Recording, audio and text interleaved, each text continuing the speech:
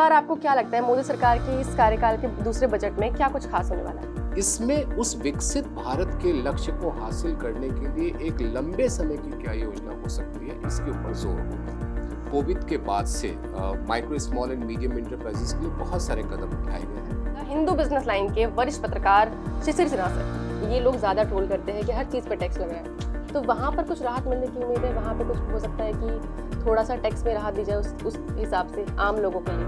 इनमें थोड़ा बदलाव कर दिया जाए तो आम आदमी के हाथ में थोड़ा पैसे आ सकते हैं। ये कुछ चीजें हैं जो कि हम लोग डायरेक्ट टैक्स में उम्मीद कर रहे हैं, और जो आपने खास तौर पर जिक्र किया इनकम टैक्स को लेकर के, उसमें ये हम लोग उम्मीद कर रहे हैं। नमस्कार, मैं हूं महक भारती, आप देख रहे हैं पॉलिटिकॉज। स्वागत है आपका। मोदी सरकार का तीसरे कार्यकाल का दूसरा बजट आने वाला है। इस बारे में इस बजट में आम लोगों के लिए क्या होने वाला है, उद्योगों के लिए क्या होने वाला है, क्या कुछ खास होने वाला है, इस बारे में जानने के लिए हमारे साथ मौजूद हैं हिंदू बिजनेस लाइन के वरिष्ठ पत्रकार शिशिर सिन्हा सर। इनसे बात करेंगे। सबसे पहले स्वागत है सर आपका। धन्यवाद, नमस्कार सर। इस बार आपको क्या लगता है मोदी सरकार के इस कार्यकाल के दूसरे बजट में क्या कुछ खास होने वाला है? देखिए, अभी अगर आप देखेंगे तो मोदी सरकार ने लक्ष्य रखे हैं विकसित भारत का, जो कि 2047 में हमें हासिल करना है, और उसके पहले 2030-2033 हमारा अगला लक्ष्य है 5 ट्रिलियन डॉलर, 5 खरब अरब जो डॉलर का अर्थव्यवस्था। फिर उसके बाद हम लोग 7 अरब खरब डॉलर की बात कर रहे हैं, और फिर आखिरकार हम लोग 30 खरब डॉलर की अर्थव्यवस्था की बात कर रहे हैं। तो अब ये जो 2025-26 का बजट है, जो कि मोदी सरकार के तीसरे कार्यकाल का दूसरा बजट है, इसमें उस विकसित भारत के लक्ष्य को हासिल करने के लिए एक लंबे समय की क्या योजना हो सकती है, इसके ऊपर जोर होगा। तो सबसे पहले अगर आपने आज जैसा जिक्र किया कि उद्योग के लिए क्या होगा, उसके पहले मैं एक और चीज जोड़ना चाहूंगा कि उस विकसित भारत के लक्ष्य को हासिल करने के लिए सबसे बड़ा निवेश बुनियादी क्षेत्र में चाहिए, जिसको हम लोग इंफ्रास्ट्रक्चर कहते हैं।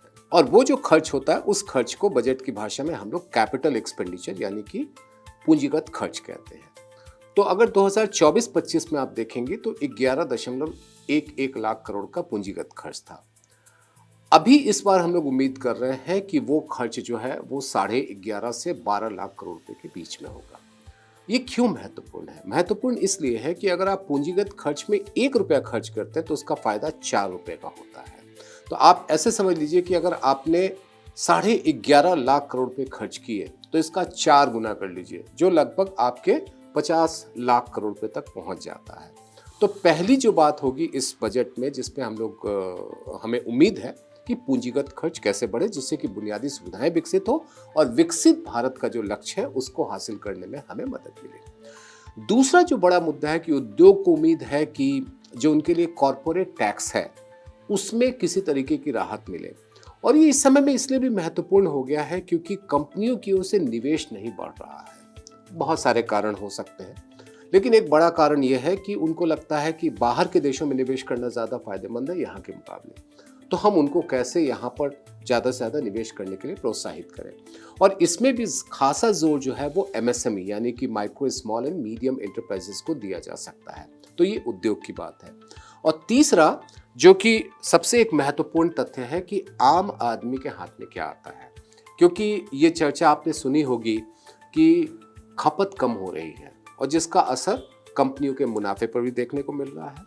तो ये हम लोग उम्मीद कर रहे हैं कि टैक्स में कुछ राहत दे करके, चूंकि इनडायरेक्ट टैक्स जो है वो बजट में नहीं आता। खपत कम होने का कारण भी थोड़ा सा बता दीजिए। बिल्कुल, मैं उस पर भी आता हूं। मैं तो जो खपत बढ़ाना है तो उसके लिए आपके हाथ में पैसे देना है। आपने पूछा खपत क्यों कम हो रही है। देखिए, खपत कम होने के पीछे सबसे बड़ा कारण क्या होता है? आपके पास पैसे कम है। जब पैसे कम है, कई कारण हो सकते हैं, उसमें से एक कारण ये भी होता है कि महंगाई की दर ज्यादा है, जो सामान महंगा है। तो अब सामान को अचानक से सस्ता तो नहीं किया जा सकता, लेकिन हाँ, आपके हाथ में ज्यादा पैसे अगर दे दिए जाए तो आप सामान खरीदने की स्थिति में होंगे, और जब बाजार में ज्यादा से ज्यादा आपूर्ति होने लगेगी तो उसकी कीमत घट जाएगी और उसका फायदा खपत पर दोबारा देखने को मिलेगा। तो ये तीसरा मुद्दा है जो हम लोग इस बजट में उम्मीद कर रहे हैं। तो अगर हम लोग बात करें बुनियादी क्षेत्र की, अगर हम लोग बात करें कंपनियों की, और खास तौर पे हम लोग micro small and medium enterprises की, और तीसरा ये है कि आम आदमी के हाथ में पैसे कैसे आए। तो इस बार हमें मतलब मध्यम और लघु उद्योगों के जो MSME की बात कर रहे हैं उसमें कुछ राहत की उम्मीद है? बिल्कुल है। और अगर आप देखें कि कोविड के बाद से micro small and medium enterprises के लिए बहुत सारे कदम उठाए गए हैं, और उसमें से एक ये भी था कि उनको सस्ता कर्ज दिया जाए। और सस्ता कर्ज देना इसलिए भी ज़रूरी है क्योंकि उनको पूंजी की ज़रूरत होती है, तो पूंजी की ज़रूरत के लिए उनको अगर महंगा कर्ज मिलेगा तो उनके लिए परेशानी बढ़ेगी।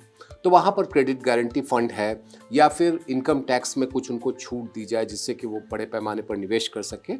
तो आपको इस बजट में एक खासा जो फोकस कहा जाए वो आपका micro small and medium enterprises पे होगा। इनकम टैक्स को लेकर के फाइनेंस मिनिस्टर को बहुत ट्रोल किया जाता है, वो बहुत ज़्यादा सोशल मीडिया पे पब्लिक के ये हमारे जो मीडियम क्लास फैमिली है ये लोग ज़्यादा ट्रोल करते हैं कि हर चीज़ पर टैक्स लग रहा है।